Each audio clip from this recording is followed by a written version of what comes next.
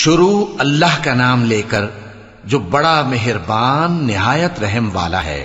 میں اس شہر یعنی مکے کی قسم کھاتا ہوں، اور تم اے نبی صلی اللہ علیہ وآلہ وسلم اسی شہر میں تو رہتے ہو، اور سب کے باپ یعنی آدم اور اس کی اولاد کی قسم کہ ہم نے انسان کو محنت و مشقت میں رہنے والا بنایا ہے۔ کیا یہ خیال کرتا ہے کہ اس پر کوئی قابو نہ پائے گا؟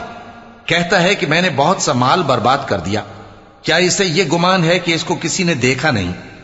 بھلا ہم نے اس کو 2 آنکھیں نہیں دیں، اور زبان اور 2 ہونٹ نہیں دیے؟